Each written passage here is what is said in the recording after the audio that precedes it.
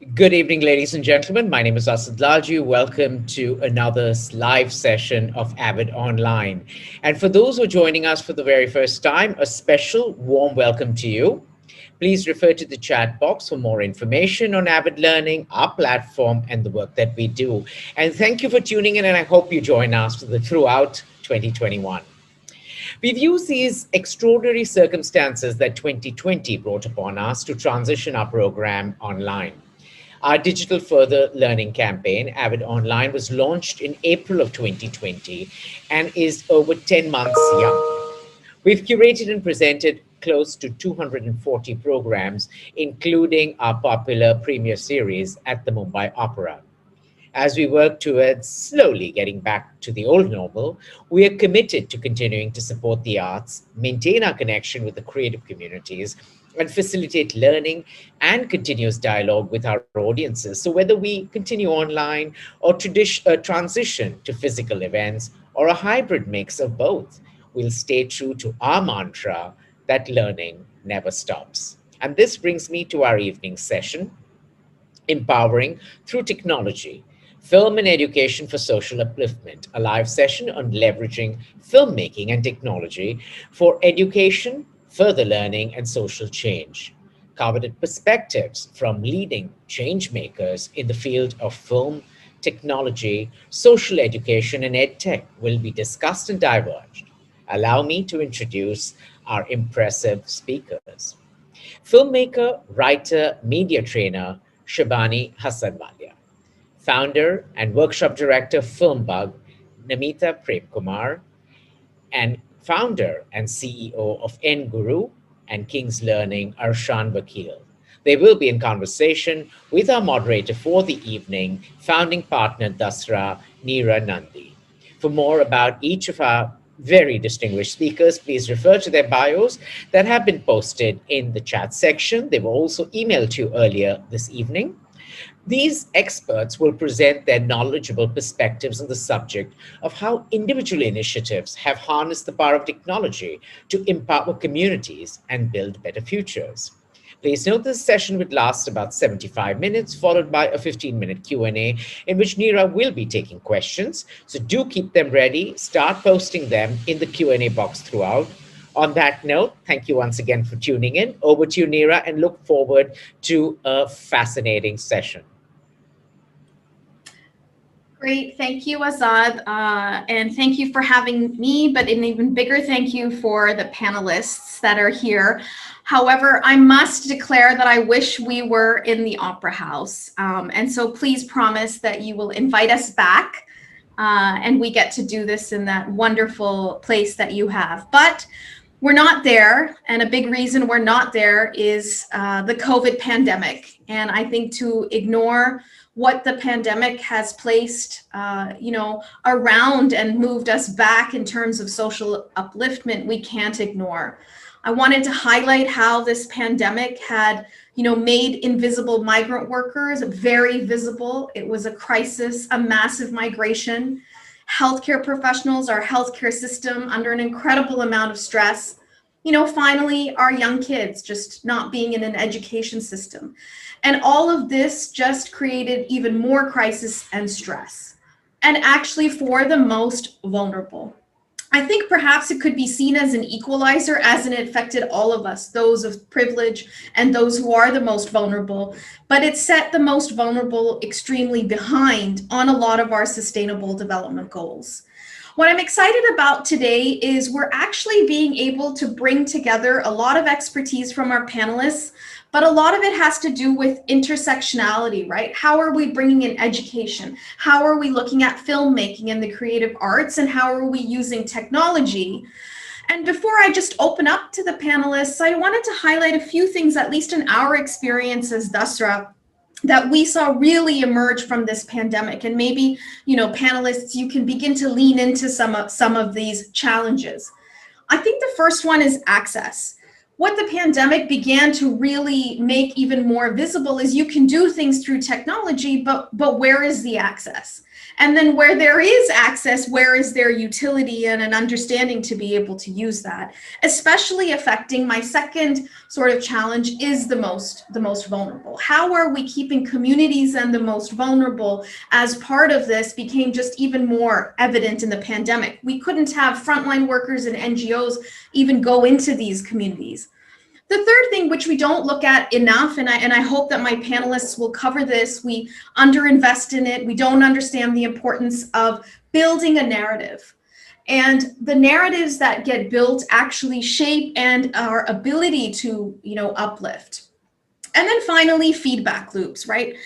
This is very dynamic. Social change is dynamic. So you can build technology systems, but really, are you being able to learn from all of that? Are some topics I hope that we get to cover. And so that's enough for me. I'm hoping that that frames and kicks us off. But really, I want to start off to get to know each of you. So I'm looking forward to learning and getting to know you as well. And the first part I'd love to hear is, I would label you, if I may, a social entrepreneur. Talk to me a bit about your entrepreneurial journey. And while you're speaking to that journey, start to emerge through whether it's film, education, or technology, and how that's evolved over time for you in your experience and the organizations that each of you have founded and run. And so with that, why don't we start off with, shall we go in alphabetical order?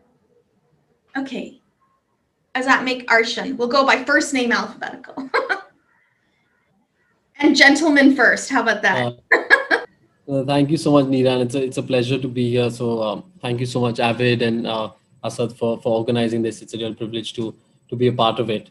And a very interesting discussion today, because I think, as you mentioned, it's intersection of different fields, filmmaking, and education and technology, and how all of it is sort of impacting education is quite interesting. So I'll give you a brief background on myself, and then looking forward to the discussion. So I'm the founder of a company called Enguru.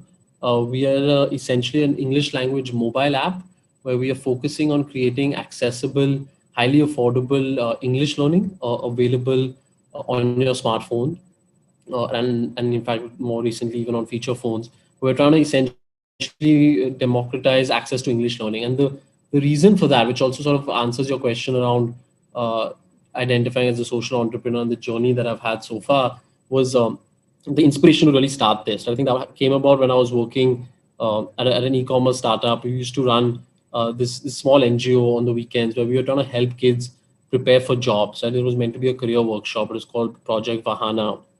And what we found through that was that it became a de facto English workshop. And a lot of people, a basic knowledge of conversational English opens up a whole plethora of career opportunities. But the fact of the matter is that a lot of the education system in India does not allow people to really become conversational in English. Very often they get some exposure to it, but majority of the education system unfortunately doesn't get to really speak in English, and then are unfairly impacted for it when they're looking for careers. So with that in mind, we set out to launch an accessible free tool which allowed you to practice functional conversational English. And this was back in 2015. It's of course evolved and morphed various iterations. But we've seen over 42 million registrations across the country using the app. And now it has a combination of live classes where you get a chance to speak to peers from across the country, as well as a certification to help you get a job. And it's all sort of linked towards that employability and the fact that speaking a little bit of English opens up a lot more opportunities. And it's been a very interesting journey. Of course, 2020 in particular has been a very difficult year across the board, right, and across most industries. One of the things that we've seen is that EdTech has had a big boom, right? A lot of people are doing classes online, spending time, given that they're stuck at home, trying to spend time using that productively. So we have seen a bit of a surge during that period. And of course, extremely fortunate to have seen that, but it's been interesting to see some of the trends that have emerged through 2020 and how fast things are scaling up and how a lot of adoption of digital education, I think, has moved a lot faster, right? Leaps and bounds within 1 year, which one could see as sort of a silver lining in what has been a really, really difficult time across the country. So we've seen that, and that's been a very interesting trend that we've seen. But that's just a quick introduction of myself and Enguru, and I'll hand it over back to Neera. Great, thank you. And I'll come back to you, Arshan, to really hear and push you on this whole EdTech, enthusiasm. Does it really reach out to, the most in need and the most vulnerable? But before we come back, Nameeta, please share your story. Hi, everyone. Thanks so much, Avid. Thank you, my panelists. It's actually really interesting that we're here on this platform because it's forums like this that help people like us to, push the envelope further and realize what can be done different. So I actually am a filmmaker. I've sort of always made films all my life, and that's all I knew. And actually, I read somewhere that really the creative adult is the child that survived. And I think somewhere that child in me survived across 2 decades in this industry, which helped me to always, not let that child in me die, to think out of the box. And I've constantly, I think, tried to push stereotypes, because I wanted to strive somewhere for equity within the arts. And I truly believe that a responsible artist can create a responsible culture. And that really was the genesis of how Filmbug, which is the foundation that, I started with a very small group of people, just 3 of us actually, to be precise. And it really was a charitable initiative just to give back, because I felt that I had the good fortune of having this knowledge, which is otherwise a very expensive skill set. I went, to a university that taught me well, and I somehow wanted to share this. And being in a nation that is so film crazy, somewhere I was constantly trying to see where the gaps were. So that is really how Filmbug started. And today I'm happy to say that we are a foundation. We are an initiative that has reached out to almost 400 children across the length and breadth of this country. We work with various communities, whether it's children from the rag picking communities, sexually abused girls, rat eating communities. And we actually go in there and we try to provide them with world-class technology, a curriculum, which has been put together, which is world-class. And the idea behind this is really to showcase and give them an opportunity and provide a platform for them to become responsible filmmakers, because all of us know that today we have our gadgets and our phones, and very often, we shoot films and we try to do things, and it's often not responsible enough. So that was really the start of the journey. But over the course of the journey, what I realized is when we took our cameras in there and we actually taught them. So the way it works is really, we go into into a village, or we work with marginalized children where we actually live with them. So we spend 14 or 15 days with them, teaching them from how an idea develops into a story. They write in the preferred format, which is final draft. They work on short breakdowns. They do everything that a film student would do, and eventually we give them the cameras and equipment, and they make their own films. And what we realized through this journey is that the films that the children made were so beautifully made. They told a story that was so genuine, and the narrative was so simple but yet so powerful. And that's when we realized the power of storytelling from within the communities. And when we actually showcase these films, which we do annually at a film festival, not just was the turnout amazing, but when the stories played out on the big screen, we found that it really impacted lives of not just the children, but the people watching it. And after that, what was even more amazing is when these children took these films and they acted as advocates to actually show these films in their communities and bring about change. And we've seen that happen. We've seen that happen, when one of our children sort of took on the ownership of actually showing the film and changing mindsets of panchayats. We've seen that film when a sexually abused girl actually wanted to play herself in the film and told her journey through a beautifully woven narrative that was constructed by the girls themselves. So what we found is the power of filmmaking need not necessarily be just about making that film, but it is also a phenomenal team building exercise. It is a collaboration where it becomes a leveler. And today, as the Filmbug family grows, we have children from all across the country who are friends. They have come together on a platform where they discuss each other's problems. They write narratives together. They make films together. And I always say that they are our child leaders, because we work with young adults. We work with children who are actually children who have the potential to create change.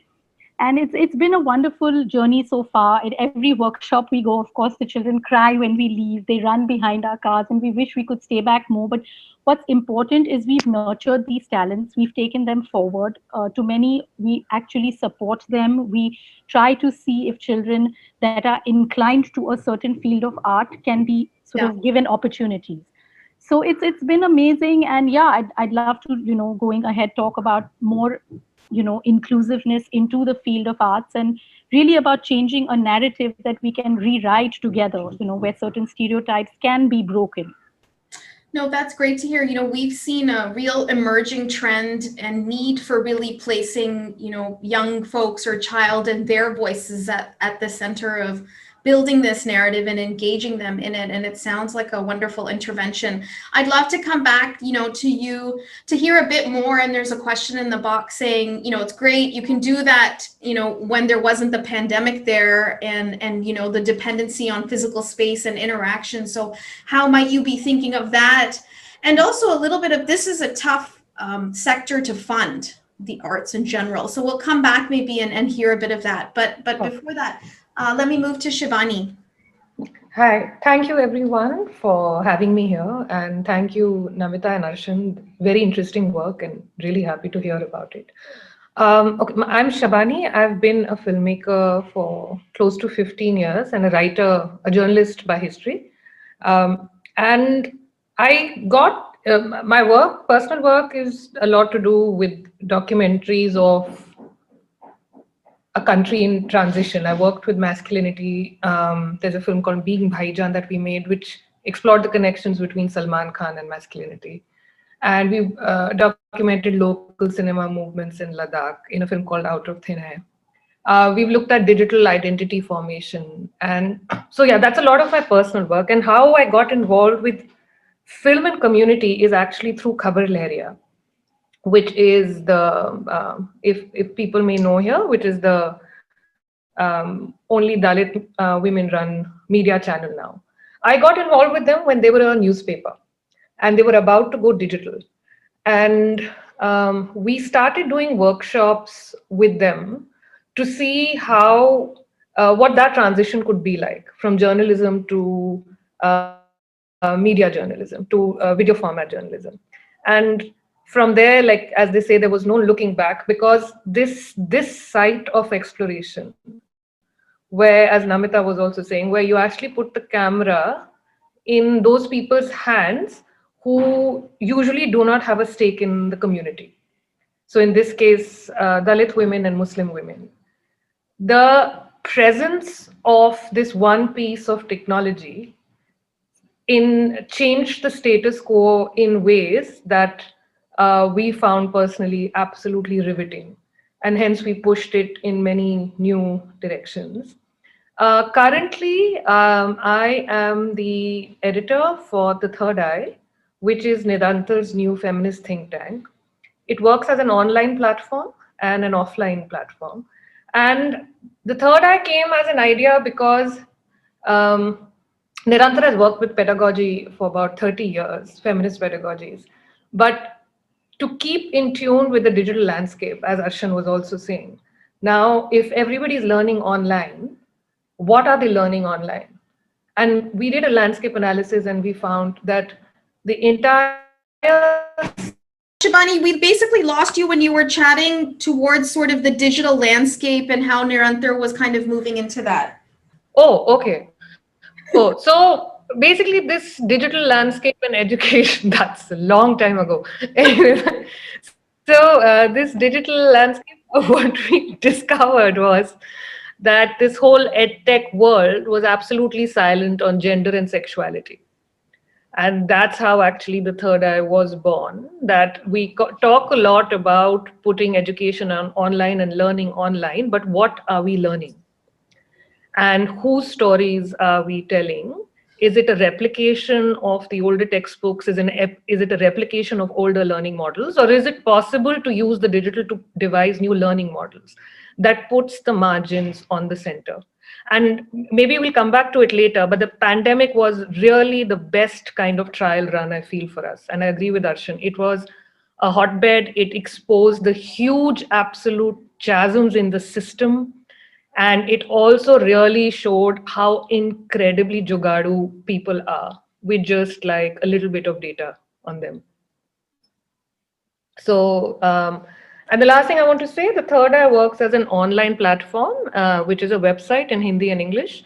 And there is also an offline version where we are working with a cohort of rural fellows across 5 states who are going to be knowledge creators using the toolkits of video and sound and writing, so that again it's sort of to just challenge where the stories are coming from and who makes them.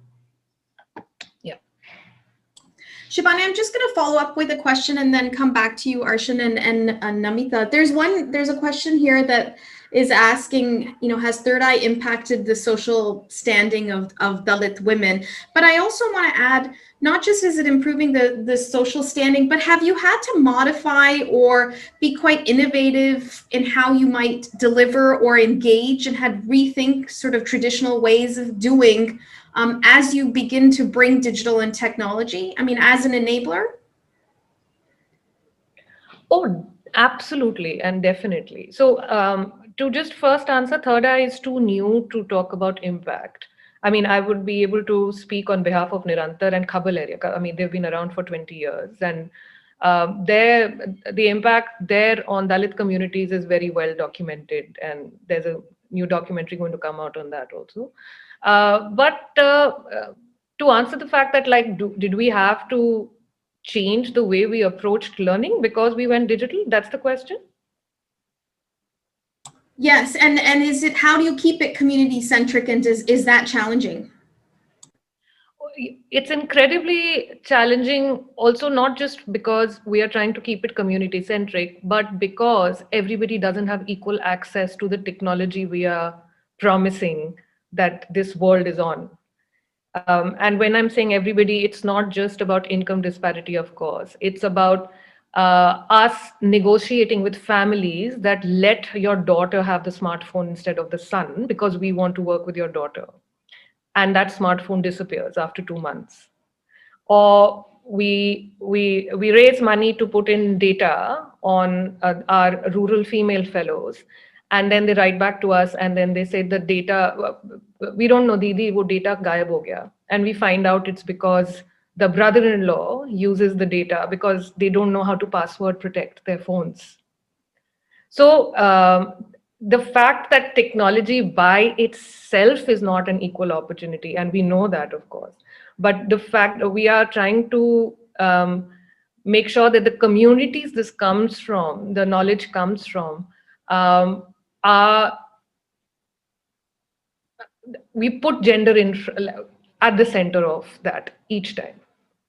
And that makes it more challenging, but also more exciting. I mean, some of the material that has started coming in from our fellows is very exciting.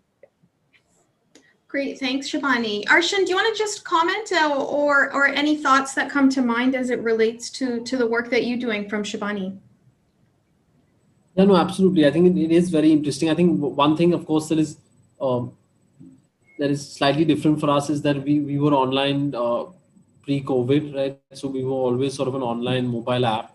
I think one of the interesting factors is even from being a mobile app back in 2015-16 when we first launched, we had to ensure that Enguru worked with no internet, right? So once you downloaded the app, everything could work with no internet at all.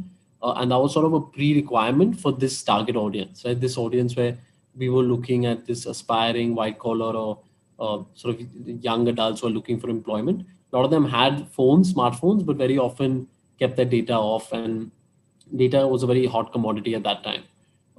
That has changed, I think, in 2017 and 18, at least for our user base, right? I think the data costs, of course, have come plummeting down. We are now officially the cheapest country in the world for data. Arshan, just describe your user base a bit for us. Sorry, go ahead. Sure.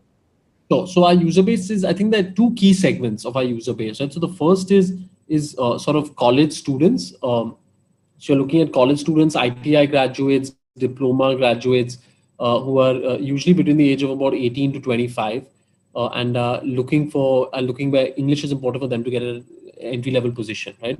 And the usual jobs they're aspiring to work at is very often government jobs, and the other common sectors are retail, hospitality, etc., BFSI. And then the next big, that's about 55% of our audience. The next biggest chunk is people who have just entered the workforce. And so these are usually people between the ages of about 22 to 25, very often ITI graduates, who have started working, whether it's as electricians, working in service centers, working in sort of bank tellers, is sort of this most higher level that they go. And those are the sort of positions where a little bit of English can have a big disparity in what your income is, right? You can suddenly start working at a higher level with a little bit of conversational English. So that's sort of who our audience is. And yeah, coming back to what I was mentioning was that now suddenly we can utilize features like videos, we can utilize live classes, connecting students to each other, giving them a chance to interact with each other, because internet data has become less of a restriction with how things are currently running. So that's been very interesting, right? And I think that's something that's really helped the ecosystem at large, that you are able to now take out one big restriction that was there a few years ago.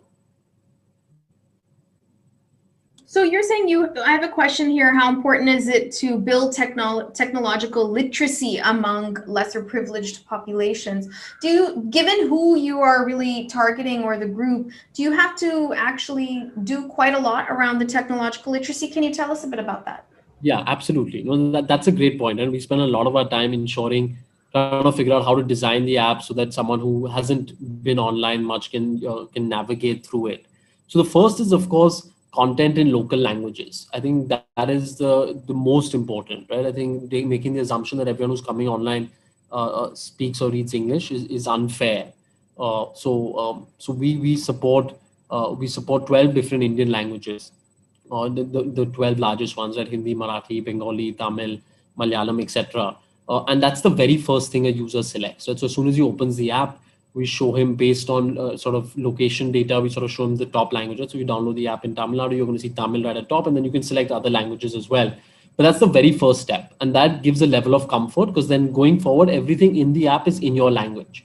Now, what's conflicting is to learn English, we don't want them to use their local language. So even though everything in the app is in that language, the actual course is all in English. This is more of exactly what you're saying, right? Just to make people feel familiar. So I think that's the biggest thing. And then the second is we try and keep very data driven on what people don't understand, right? So there are specific points where people are dropping off. We try, and it could be an icon doesn't make sense. It could be, I can give you an example, right? You have to select your level of English. We used to have an easy, medium, hard, and then easy was like a picture of a very young baby, right? That as if it's easy, and people thought it was they were selecting their age, and everyone was selecting hard. So then we had to change the icon that was used there, right? So that's one specific example. So I think we spend a lot of time looking at data to see where people dropping off and what are the problems. But the one outlier is definitely languages, right? I think when we first launched Enguru, it was only in English, and I'm using about 5,000 new users a day, right? And suddenly, when we launched at that time in 8 languages, that 5,000 figure went up to 30,000 overnight, purely because we were now available in 8 different languages. So, and since then we've gone from 8 to 12. But I think having local content online there's a dearth of local content online. So I think that's very crucial in reaching out to this audience. So the local content, sorry, this is my ignorance. The local language links to the English language. The local language is your skeleton of the app. So your menu, how to go next, how to go to the section. Yeah, all that is in your local language. So just to sort of make you comfortable on moving around the app. And then once you actually start a course, you join a class, it's in English. Okay, great. That's helpful. I'm going to come back to you because you're the only gentleman on our panel to ask you about gender and the role of women, within both who you're serving, but your organization. And I'll come back also to how you raise funds. So I want to move to Nameeta, because I know from my experience at Dasra and other entrepreneurs in this space, it is tough to, I'm assuming you're an NGO, yes, but I could be wrong. Yes, so we are. You can clarify that, but how do you make a strong case to fund this kind of work? And I know you explained a bit about the impact, but I know it's tough in the hierarchy of things. This is not an easy thing. And we probably have a lot of folks from the creative arts on this, listening to this panel. So just, a bit of background on that, I think will be really great. Sure. Yeah, sure. Yeah, so through the journey, I will admit it wasn't easy when we started out, because you are really trying to take a skill set that is world class to a group of, children, which is fairly marginalized. So, one of the biggest challenges were how do you get it there? How do you get it into the interiors? How do you engage them for that time? How do you build funding for that? And I think somewhere we realized that one of the most important things is to make the larger audience realize that we are indeed trying to change a narrative, and we are indeed trying to create a culture that would cause change. And I think what happened with us was fairly organic. I mean, really, we didn't see it happen that way, but what we realized is that the films were the power.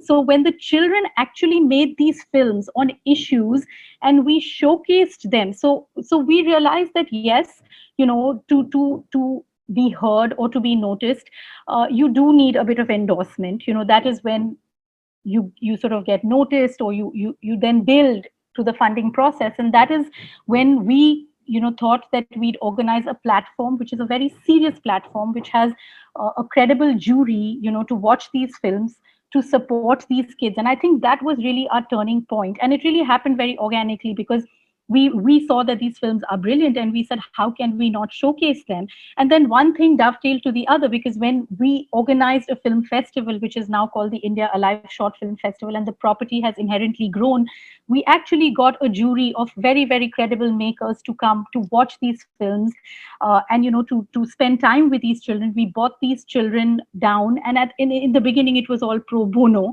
so it was very difficult. But slowly, as the word spread out, people started to take it seriously. And today the films have traveled. In fact, one of the films has traveled to the Rio Festival. One of the films was nominated for a film fair. And these are films made, written, directed by the children. And it's often difficult for me to explain, because people say, oh, you're just teaching films and then what? But no, the children make these films, and with that comes change. And of course it was very challenging during the lockdown, but because the community has become so close knit, because the children see the power in this community, and it's, again, I say, it's not necessary that every child emerges as a filmmaker, but they realize that they are part of a community that is sharing information, that is sharing ideas, and they feel empowered in that process. So during the lockdown, we kept the children engaged, whether it was running a Model United Nations conference for them, whether it was doing C-learning with them, whether it was just telling the children to take their mobile phones. And many of them, don't even have mobile phones. So we then said, okay, write a story about the world outside your window and send it to us. And then we would have classes on that. And we realized, the problems they were facing. Like one of our children actually had a problem because, he was forced to make alcohol, and his family was forcing him to make alcohol just for survival, and he didn't want to do it. So we faced all those real problems. But the beauty of it was that these workshops helped them to find a way to express themselves, to vent out. And really, at the end of it, it is really about that power of storytelling that we're taking. I mean, the technology and all of it comes much later. And, we find somehow connects, and we find ways to build that in. So we try to do it with phones, we try to do it with storytelling, we try to do it with, ways that they can just express their feelings, but most importantly, they feel valuable. They feel like, okay, I can actually do something where I can be a part of a change in a community. And I think that's where it all starts. Mm-hmm. No, that's great. Thank you. Thanks, Nameeta. Who are some of your funders? Are they typically individuals, corporates? Yeah, so typically so right now you're on mute. You're on mute. Individual. Hello? Namita, I can't hear you. Yeah. So right now they're typically individual funders. Sometimes we get a bit of corporate funding, and of course we're just 3 years old, and we're now a registered NGO. So it's been a great journey, because we were also learning, and while this started out really as an attempt to just share knowledge and go out there, I think we didn't realize the power of change that this could bring about. And as the Filmbug community grows and people are becoming a part of the initiative, we are finding a little bit of a voice ourselves. And we hope that through the festivals that we organize and through a little bit of, getting out there, we hopefully should get more, funders associated with us so that they can see our vision, Mm-hmm. Great. Thank you. Thanks. I'm going to come back to you, Shabani. We were, as Dasra, very excited when we had the opportunity to fund Coverlaria. And I know that in some of our research, we have had and learned a lot from, the team at Nirantar. Two things I wanted to build on. Some of how do you see, the role of women, right? I know you are quite passionate and focused on gender, but is it different in how we approach, whether it's the technological literacy piece or, the work that you're doing, and how are you including, if at all, sort of boys and men in this and part of the journey, even when there's a digital technology piece to it? Very interesting question. I mean, and this is something that I feel strongly about. And it's also because I have worked with masculinity for a while. So when I started working with Nirantar, I have been, we've had many conversations on how to include boys and men in the gender discourse, or, the ubiquitous figure of the Bada Bhai, especially the older brother, who sort of controls almost everything in any girl that you want to work with life. Um, Third Eye, for exactly that reason, we have male and women fellows, and we are making intergender teams. So if there are two people working in a village in Rajasthan who we are training in filmmaking, we are trying to see whether a man and a woman can be working together. And it's also to do with the fact that filmmaking by nature, and this is a different kind. So Cavalaria was reporting, and now we are actually moving towards a more cinematic kind of experience of the camera. So, for example, a large part of the exercises that we do now is them just, let's say, for weeks shooting their mother's hands. The men and women, and then helping us see how that opens up ideas around labor. But just the experience of shooting their mother's hands over 2 weeks. I mean, half the time, the conversation happens from their side and not even from our side. Because the camera has that ability, right? I mean, you meditatively focus on something, and what you're looking at eventually becomes what you have avoided seeing all your life. There's a filmmaker who I really admire, Rita Banerjee, and she runs this place called the Green Hub in Tezpur. And what they do is that she is training local youth from across the Northeast in documentary filmmaking, especially youth from tribes across the 7 states.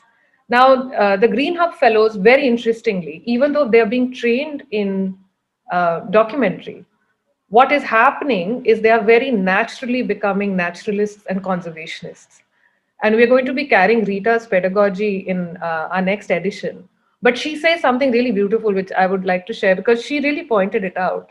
She said the same person who wants to get out of his village to the city for a job, because this pedagogy of taking a camera and shooting sunrise, sunset of the same landscape for 3 months, trying to follow that one bird or trying to follow how this landscape is changing for 3 months, that kind of attention and attentiveness, which only a camera can bring, it's just you and the camera and that landscape, actually has turned a lot of the migrating youth, which was going to migrate out, to make decisions to stay back. And they're becoming local naturalists, community leaders, conservationists. They are leading huge fights against, especially during the Dibang Valley time. So this filmmaking as pedagogy is, it has like real, like unforeseen results.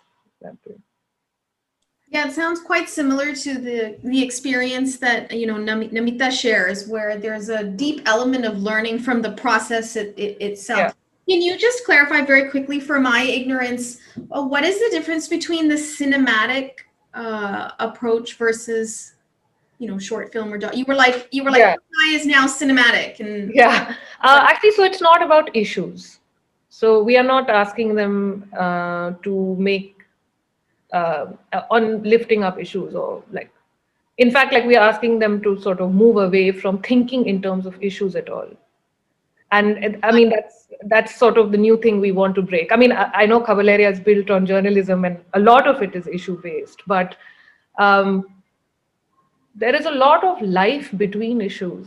There's a lot of negotiations that happen, that the minute things are sort of locked into a particular kind of filmmaking, that now we must make it on the fact that their girls are not going to school or whatever, like we'd been sensing we are missing out on a lot of texture, and which is what may be making a lot of discourse top down.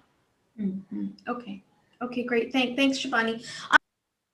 I want to continue with a bit of the focus on the gender lens. Arshan, I'm coming back to you.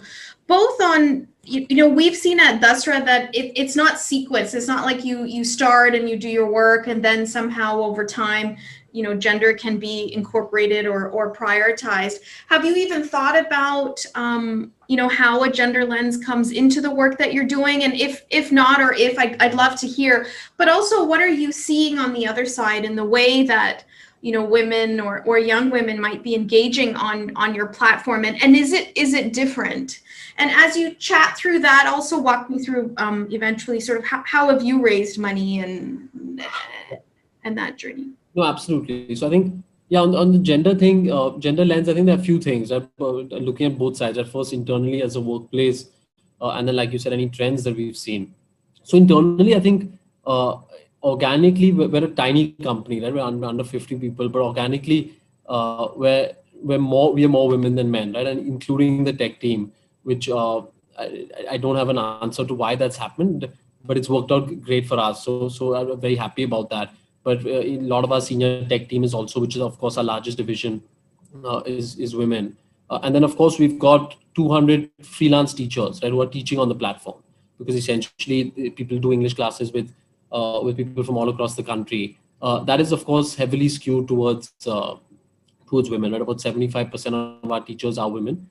Very often the most common profile is people who have taken a step back from working for a period of 5 to 10 years and are looking to come back, and being able to do it with full flexibility, work from home, which now of course is the norm, but over a year ago was not, as it are big draws, right? And I think that what helps us be a very attractive option for them, right? So I think there are two key segments we see. One is this older segment who's looking to return to work, and the second key segment we see is people who have just graduated and they're looking to build up their experience. So they're trying to get as many teaching hours under their belt when they're new teachers, right? So I think that's those are the two big segments we see in terms of the teacher profiles. Now it's a tiny sample set, so I don't know how interesting it is. What's a lot more interesting is the student side, right, where we've got over 1 million monthly active users, and as I mentioned, 40 million over the period of the 5 years we've been live. In that, I think what's super interesting is the behavior, right? So I think our split is about close to 40-60, about 38-62, so 38% women, female users, and about 62% male users. But the completion rates and the engagement is much stronger for women. So when I say engagement, that's the number of classes they are doing. Is they're more diligent and they do more classes, and they finish a course better. So we learned that over time, right? So and in effect, if you look at it just purely from a data lens, getting a woman user is better, right? Because they're just generally better users. So we've seen that, and that's one interesting trend to see, right? That people, they just tend to be a little more diligent and spending more time and investing more time in improving their English. Can you share a bit your model? Is it, I should probably know this, but I don't. Is it paid? Yeah, so it's sort of there's a free aspect to it. A large part of the app is free, where you can continue learning on your own. And then we've got, and that's sort of on your own. And then if you want to join a live class, it's paid. We try and make it extremely affordable. So it's sort of a subscription model. You sign up for a period and you get access to on-demand, unlimited classes, which run every hour. So currently we run about close to 20,000 classes a month. And that cost anywhere between 100 rupees a month if you're in group of 25, and then you can go down to a group of 8 students where then it starts costing you about 300 rupees a month. So we try and keep it as affordable as possible, by keeping in mind that most of our audience, over 70%, is from outside the big cities, tier 2, tier 3 India. So the price point is with that in mind. But yeah, that's essentially the split between so it's sort of, you come in for free, and if you want to do these classes, you can. And there are incentives to finish the program? I'm trying to see, is there you could give women a discount or? Yeah, so there are various different incentives, and there are a few more trends that you find. Even so, you have a referral program, for example, right? But when you're doing your class, you can refer friends, and you get an extra month to your classes, as well as the person you referred. Women use referrals more, and they refer more people as well, which is interesting to see. So there are various different programs like that we run. But yeah, so that there are a few of those trends as well. And how are you funded, Arshan? So we are a for-profit Yeah. social business. The idea is that there's the inspiration to launch Enguru. There's a heavy impact focus.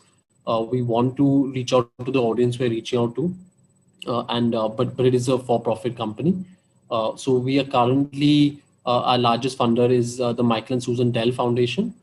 So they do equity investments as well as grants. So we're part of the equity investments. So they're our largest investor at the moment. Any tips for, because I know there'll be folks on this call, I'm sure, thinking about what they need to do to raise money. Any? Yeah, so so raising money, I think for us, it's the two key universe of investors that we reach out to. So one is, I think, impact investors who look at sort of this double bottom line, that you can be for profit while having a strong impact. And then the second is, we also reach out to general financial investors as well, because eventually this is a very large opportunity. There's and I know there's one of the questions also about the future of edtech. I strongly believe that the future will eventually be, we have to start catering to more of the middle and low income segment. Currently, it's mostly catering just to the top. And when you do that, and you can do that in a very sustainable way, you're able to achieve that double bottom line. So at the moment, it's mostly impact investors that we've reached out to, but I think that it's applicable to both sets. Great, thank you. I want to shift a bit because everything sounds like it's so rosy and so easy. And, you achieve impact, you raise money, and, despite COVID, technology is still working, and it's not about access, but we're getting people to become more literate. I want to just shift a bit to, what's challenging in all of this. Both not just the work that you do and the impact you're trying to achieve, but also what's just challenging running an organization. So both internal, external. Nameeta, why don't you kick us off with, what are you most challenged by? Yeah. Yeah, I think one of the biggest challenges we face today is that since we're still in our incubation phase, and we're still in our journey, and all of us are working professionals. Like I dedicate, I have committed to doing 6 workshops a year, and I still have to stay current with my profession if indeed I have to go out there and reach out to so I think the biggest challenge that I face today is scalability, because of the limitations that I face. And hopefully, I'm working with several people to sort of put a plan in place. And one of the interesting things that has happened, and again, which has happened in an interesting way, is that through a talent pool that we've created, where we found that some children really are inclined towards not just being a part of the workshop process, but also becoming educators and learning. And when we go across the country, they have reached out to us and say, can we come along and assist you, or can we be part of that process? And they have also learned. So what is interesting is that we're trying to build a second round, because at the end of the day, practicality is important. All of us can't be everywhere. And since I've committed to 6 workshops a year, I do that. And I do take out almost 25 to 30% of my time to do this. But going forward, scale is a challenge. Going forward, obviously, technology is a challenge, because we don't work with equipment that is, old or mediocre. We work with equipment that is truly world class, because our films are played out in cinemas. We work with, so we have to go through the whole process of Dolby Digital sound, for giving it that sense of credibility. So, we don't say that our films are just short films that they make, and we want them to travel internationally. We want them to make an impact, and for that we have to stay current. We have to stay relevant. We have to provide the technology that is at par and also inclusive, because one of the things we always say is it is an inclusive process. We want the children to learn at par with a child. And I mean, today I can really proudly say that the children that have learned with the Filmbug Foundation are at par with any film school student. You ask them about continuity, you ask them about, technical terms, you ask them to write a screenplay in a final draft format, they will do it. So the whole challenge that we face right now, like you said, it's of course not a very rosy picture, because when we go into these areas, and the reason to work in the marginalized areas specifically is because they do not have any opportunity. So when we go in there, we really we sort of, we live with them, we work with them, and we realize that is when the true output comes. Because when you go into that world, you're still the outsider, and often filmmaking is equated to Bollywood. That's another challenge. So then how do you break that notion, that we've not just come here to, from Bollywood to bring arc lights and then disappear and leave you, so how do you then sustain it? How do you keep that family growing and keep it together? So those are all challenges that we've realized, but we've worked around it, and we're trying to become more inclusive. We're trying to, and again, that is the challenge of, funding, of being noticed, so that people realize the power of what we're trying to do. And I think that will only come when they see it, when they see our journey, and they realize the impact it can cause. So since we're in our incubation stage, but we have impacted almost 450 children all across India, we see the power, and even through the lockdown, it was a challenge to keep everything together, to still keep them rooted to what we're trying to teach them. And we were happy to see that a lot of the children did it even without us telling them, so hopefully we are trying to create a second rung of leaders, where the children that have trained with us, we put them through advanced school, film school processes. We have a talent pool that we do advanced workshops with, where we have mentors coming. We train them, and hopefully they will become our second rung of leaders, where they will then go out and teach into their communities, and empower Bal Panchayats, and empower the process of filmmaking, and take it to that level. No, that's great. Thanks, Nameeta. I have a specific question for you, which is, which application software is best for editing films? So now, of course, again, with technology, there's a lot of software. You have your Final Cut Pro, which is, the most popularly used. You have Adobe. There are all kinds. I mean, editing and technology has evolved so much. I mean, I used to, cut my film and edit on, those spool-like things. And I always tell the children that, and they're fascinated, and they say, my God, how does it work? And technology has evolved ever so much. So now, it's literally getting to a stage where you can even edit on your phone. There are applications which you can edit on your phone. But again, if you want to make films that are at par, which are cinematic and which get released theatrically, there are certain softwares like Final Cut Pro, like Adobe, which you have to learn. Then it's a skill set, and we do that too. We teach the children how to edit on Final Cut Pro. We teach them what method of editing you have to employ. So they learn all of that. Great. Thank you. Thanks, Nameeta. Shabani, I'm going to come back to the question that Nameeta was answering as well, which are, what are the challenges that you see, both sort of whether it's organizationally or even in the sector? And I just want you to lean into a question here, which I'm going to read out to you. So here it says, how do you look at intersectionality within each of your sectors? The reason that I'm bringing this to you is you brought a lot of vulnerabilities and intersectionality together, which makes it even more compelling yet challenging. But here we go. How do you look at intersectionality within each of your sectors? Gender, caste, religion. One may focus on gender empowering women, but does that shift caste system and religious bias amongst women?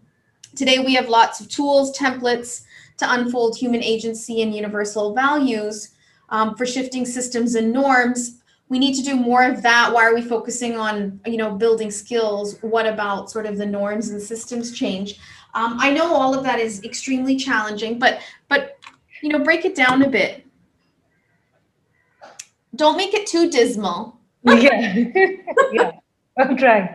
Uh, Actually, to begin with, I wanted to also just say that the notion of the visual image has changed so much. The visual media and the visual image from the time when we studied filmmaking to now is actually, it's an unrecognized beast. Uh, in many ways, we don't have to teach filmmaking. We don't have to teach to the marginalized. TikTok is a phenomenon for a reason. Um, a lot of identity formation is happening through the visual image today. And there is a lot of pushback actually to the urban image makers, I would say, from the rural and the small town. And that pushback is actually what is most interesting. And I would say, since Third Eye is targeted towards facilitators and educators, a lot of the resources are, they come with workshops as well as the theory, as well as how to apply to a thing.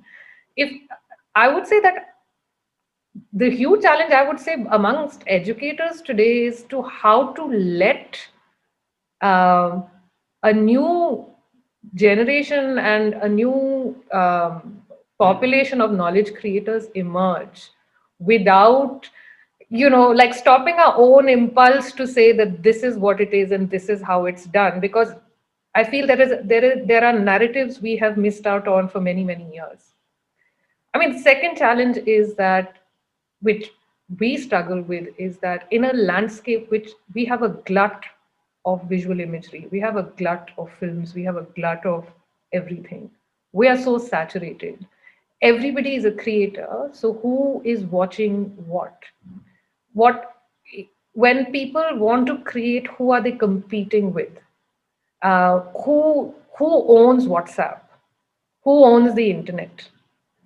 So if someone's voice has to go out there, if there is a story that you want to, and I'm using the term story loosely, you want to push out from the field, who owns the whole metastructure and infrastructure of the internet? Whose story is actually going to go out there? And then does it mean that we have to go the Iranian cinema way, which is actually create material in terms of metaphor? And hope that that is the way forward to form new kind of connections. So yeah, I would say that these two are the big challenges. I feel that for facilitators and educators to actually see that what people are actually already doing with technology, it's not about teaching long shot, mid shot anymore, because what people are actually doing with technology is way more interesting than I feel like a lot of us trained filmmakers are. We might be actually limiting what they can do. Thanks, Shabani. I gotta tell Azad and Avid, you need to do a session on filmmaking. All the questions are orienting there. So for recording, we've done many of them, but we'll keep doing them. Okay, good, because there seems to be interest in there. For sound recording equipment, just because I have you here, Shabani, I'm gonna ask you. So Monica feels happy. Recording sound equipment used for production, do you do it in post or otherwise? We do it. We push for live recording of sound with everything that we shoot, which actually I would say is the biggest challenge. I'm sure Nameeta would agree, because at any given point, anywhere, there's a generator on or something's under construction. So to get clean sound in India is just the biggest challenge. But yes, we do it live sound, not. Yeah, so we normally try to work with sync sound because we know that we can't go back to that location again and change things. But of course, when you do that, there are various issues. A cow moves in the background, or a car or a tractor goes by.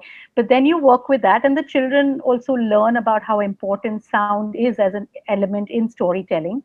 But yeah, we try to do sync sound. So the process is really called sync sound rather than go into a studio and dub later, because we're aware that these children can't come back later. Yeah, that's what we do.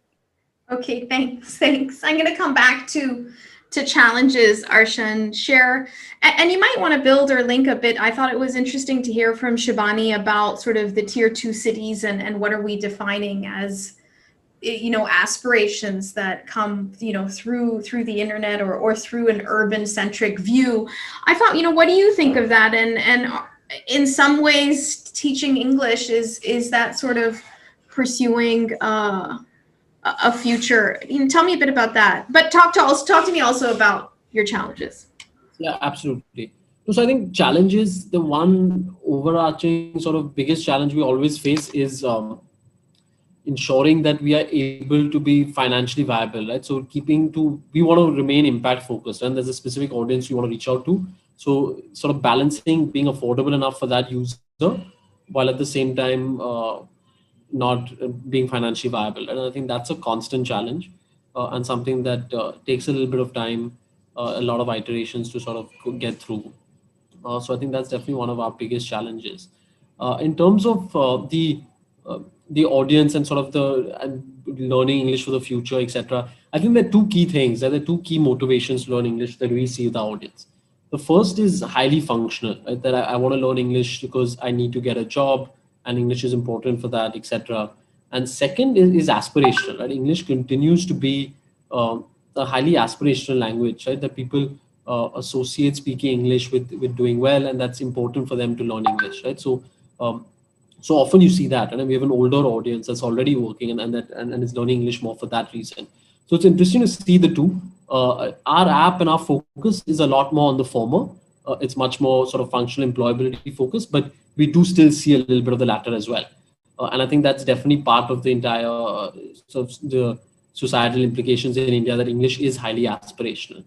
So yeah, that's what we generally see from our audience. And yeah, tell me about, I know there's got to be more challenges that you're facing, whether it's organizational or just in your own strategic approach, but anything else you want to? Yeah. Absolutely. Yeah, it's not a rosy picture. It's very difficult. There's a ton of challenges. Right? I think it's a difficult space. There's a lot of moving pieces, and a lot is happening. So yeah, what I mentioned was definitely our largest challenge, and I think that's something that's overarching and is a difficult one to solve and will take time.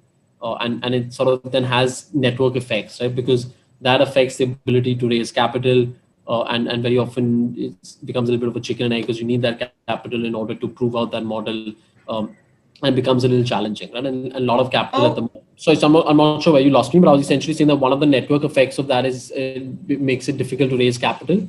Yeah. And it's kind of a chicken and egg, right? Because raising capital, you need the capital to prove out that part of the model, and a lot of the capital is based on having the model already in place, and some of that becomes challenging, right? And the space in general is seeing a lot of attention, edtech as a space, but it's very sort of concentrated in a few sectors, which and a few use cases, right, which are very often sort of top tier of the segment, and a lot of capital being poured in there.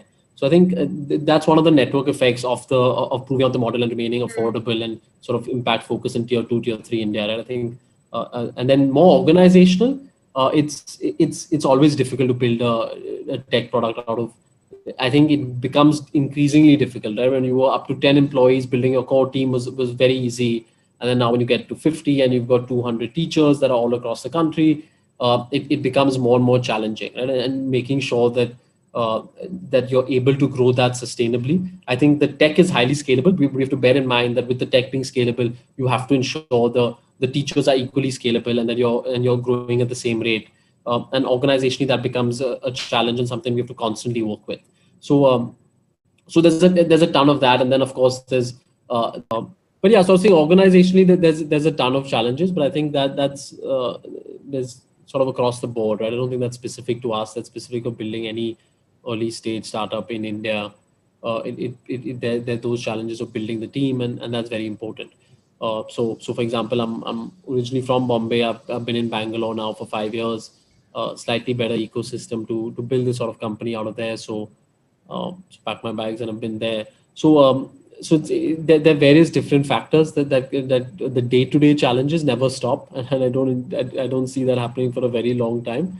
But I don't want to get into those details because a lot of them are quite boring. But there's definitely a ton of day-to-day challenges that you have to constantly putting out fires. Of course.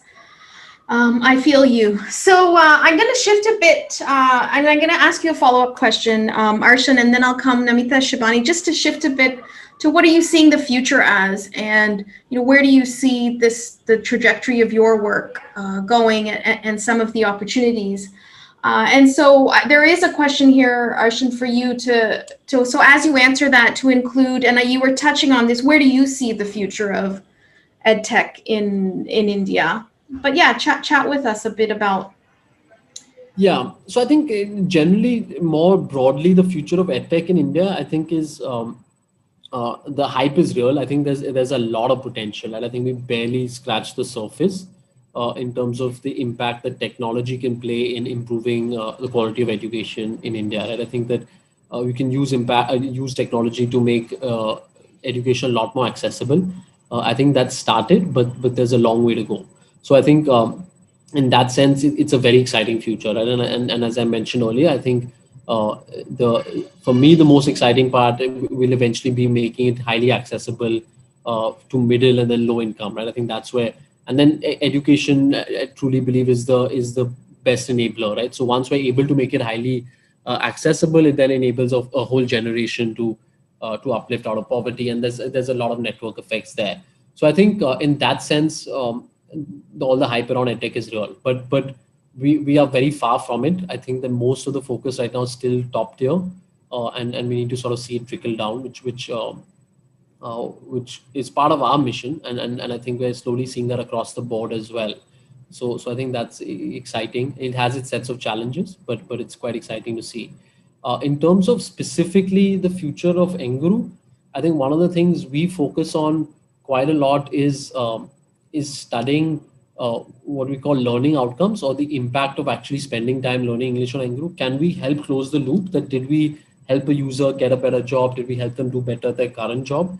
It's a very difficult thing to do because it's not just English, right? It's not that if you suddenly speak English, you can get any job, right? There are various other factors that are involved in that, but we're spending quite a lot of time trying to help close that loop, or at least track that loop.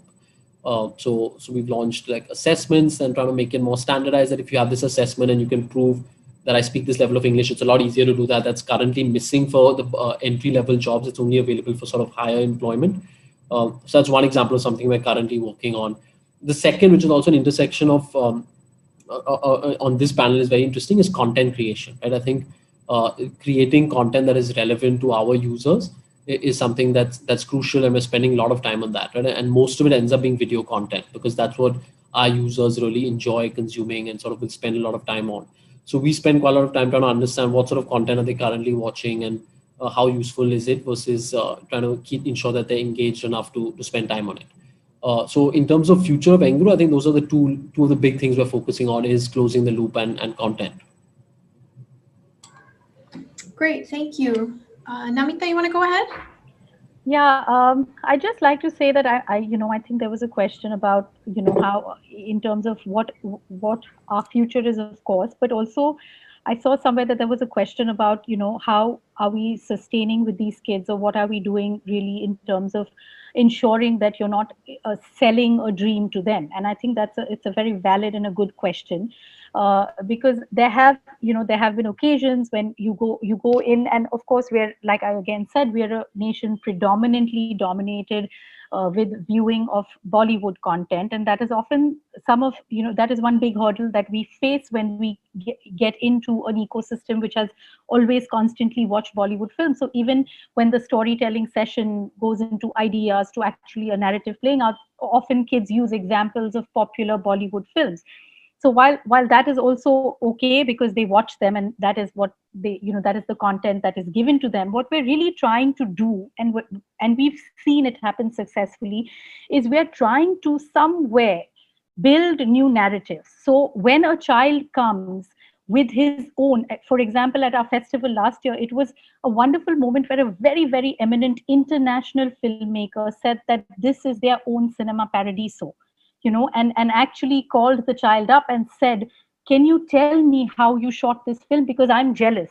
And that child, who was a child from the rat eating community, who had never even known what a camera is, came and actually explained that I took an OTS, which is an over the shoulder talk. I put it on a trolley, I mounted, and he explained in greatest detail how he took that shot.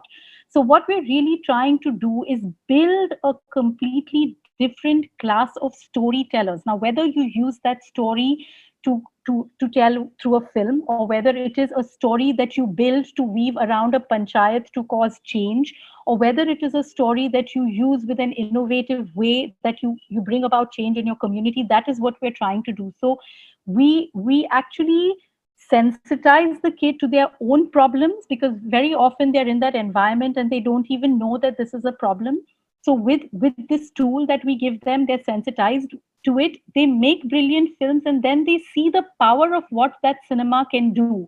So we never tell the child that, okay, we've come here to make you a Bollywood actor. We never do that. We never say ki, tomorrow your film. We actually go there to tell them that, look, you probably could write something which tomorrow will be seen by the world and thereby bring change in your community, and you yourself can bring change. So we always stay rooted to what we're there for. and and the reason we actually bring them to Bombay and we give them a platform is so that they feel like their films and their content is watched at a credible level, and truly we see it as an inclusive process. Because if you don't include them into the mainstream, then how will the mainstream start respecting them or seeing that, okay, they will add value? So today, when one of the children we have taught actually goes and assists a major filmmaker, which has actually happened, or actually goes and becomes a part of a creative process where her voice is actually heard, then for us that is really a big step, because in his or her own way he will push to change a narrative that tomorrow will change the way we view content as well, or change the way that we write content. So really at a larger picture, that's where I see the future, because I'm very passionate about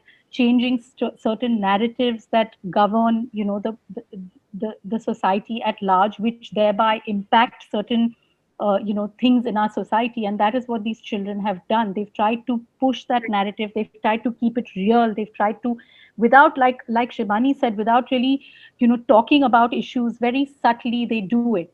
So if they want to talk about inclusion in a game, that's a beautiful film they made about a boy who just sees a ball go right and left, and he tries to scale this over imposing wall, and he finds out that, oh my god, that it's a game of volleyball which he never knows. And he goes to his village kids and how they make a ball with leaves and grass, and they actually go and play that game. But the beauty in that story was they came and they said, ma'am, we don't want to win this game, we don't want to win it, we want to lose in the story, because it's not real to win. And they wove that so beautifully into the narrative, and that's what it does. I mean, they are trying to build stories of inclusion and therefore changing the narrative. Great. Thank you. Thanks, Nameeta. Shabani? So, I mean, I think that we are very clear that going forward, what we are doing is we are using video filmmaking, sound. We are doing a lot of work on podcasts now with the rural community. We are using that as a pedagogical practice, and we are using that as tools, because with a population with various levels of literacy, video is what works. So it's actually us coming to video as a form to help use it as a pedagogical tool to help communities articulate gender and sexuality realities, as opposed to gender and sexuality issue-based narratives that are dominant in the current sort of knowledge creation communities. What is the experience of gender and sexuality, and how has it been a lived reality for years and years and decades, and how does one put that at the center of discourse is what we are pushing for in the future. Yeah. Thanks, Shabani. I'm just going to move to, because I'm just aware of time, that there is a question here for you. So, Shabani, you used the term India in transition. Do you mean technologically or socially or socio-economically? All of the above. Tell us a bit about what you mean, transition from what to what? India. Okay, so this is essentially okay. What we are curious about, I guess. And this is not third eye. I'm talking about my personal film practice, and what we are curious, what we have been curious about, is how there are certain moments of the zeitgeist or moments of subculture that sort of throw into relief that there are always two Indias coexisting.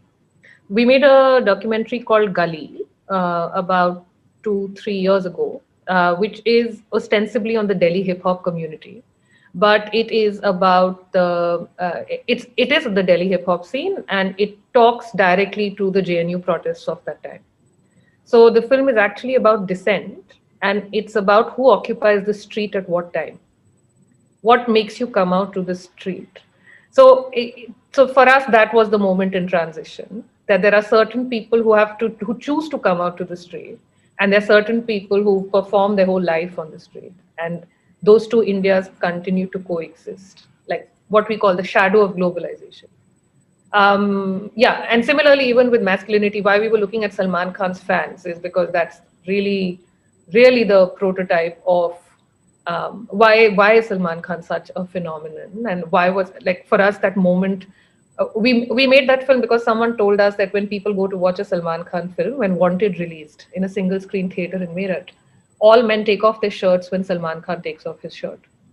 So for us, that was a moment that we wanted to explore, that what was happening there.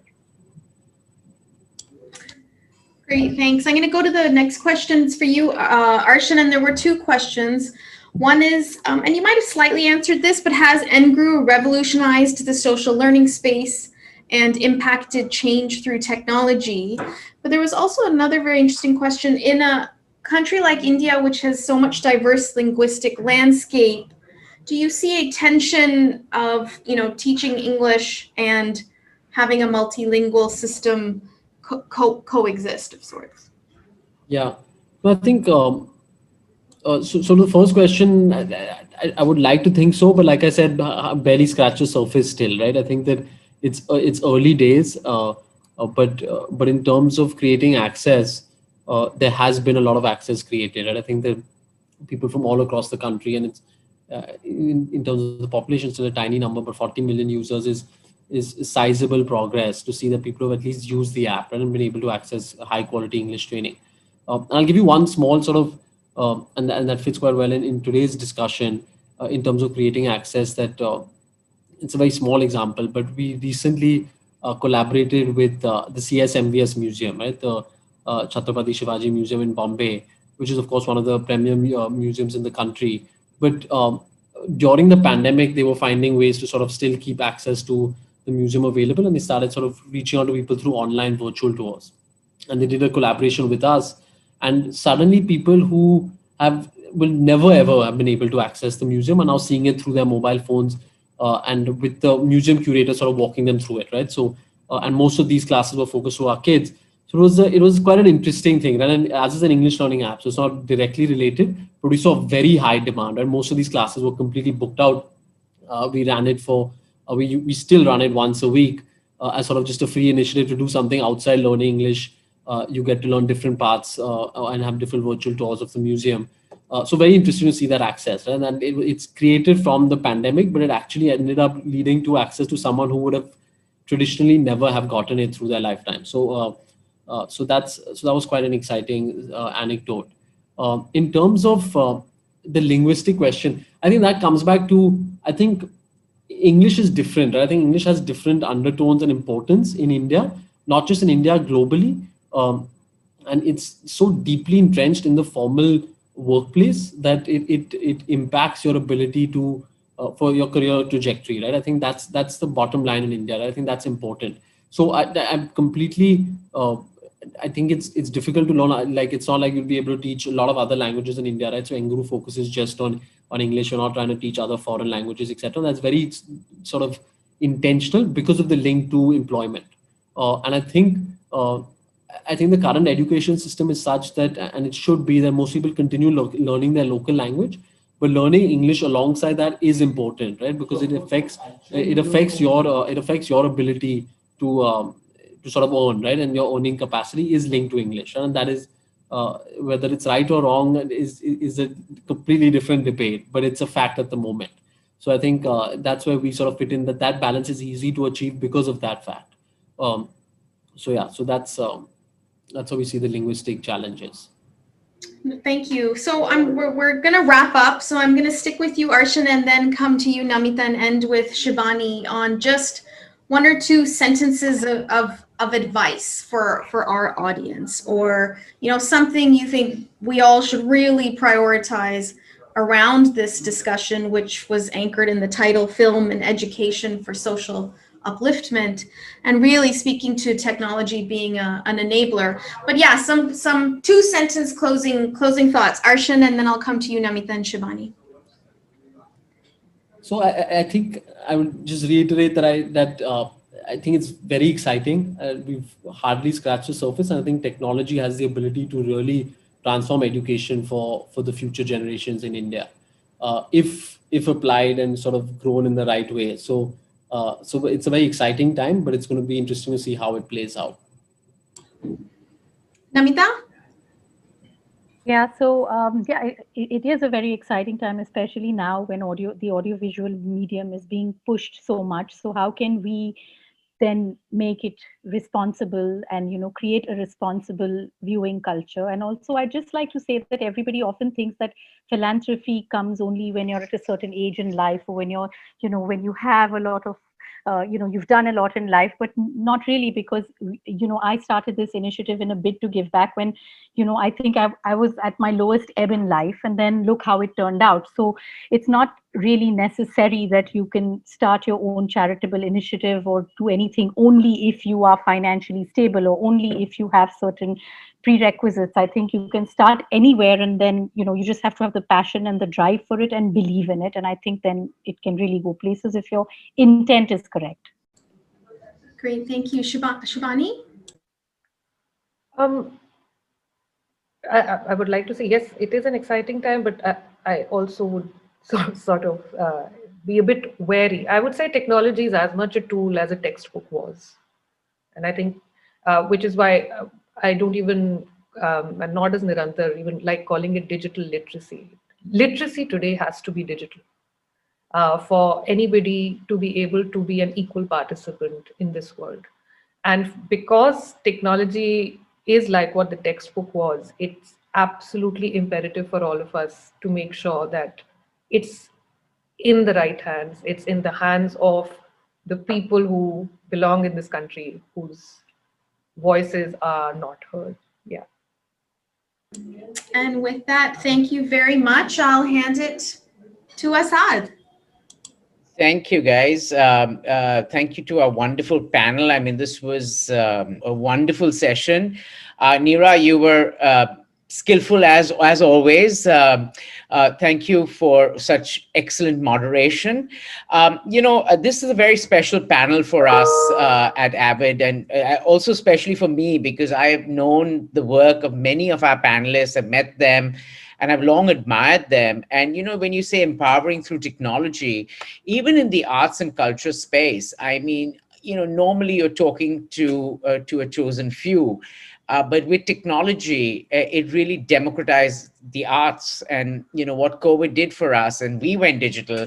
I mean, yes, you do have the few stakeholders who are your regular patrons, but it's also opened up a whole plethora of different audiences for us, and 6 o'clock in the evening, some people work, they're on commute. So a lot of people have not joined this session, but I can guarantee you when we put this up on YouTube tomorrow, many will be taking this in. So it is really created what I say access for what we do, and also kind of putting different voices and people who are doing such amazing work together is a privilege for us. So thank you for doing this. Thank you to our audiences for joining in as always, and continuing to support the work that we do. Our next session is on is Indians, a brief history of a civilization, which is going to be on next Thursday, the 25th. And followed by Capturing Time Through Photography, which is going to be on the 4th of March. But until then, do follow us on social media, check out our website, and to find out more about what we do, and, to stay tuned.